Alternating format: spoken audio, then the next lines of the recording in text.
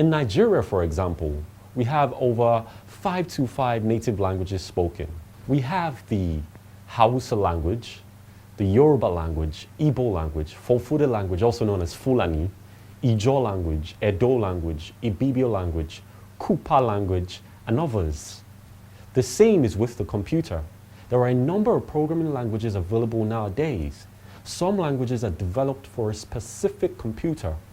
Others were developed for specific uses, such as scientific or business application. All of the programming languages are classified into two categories.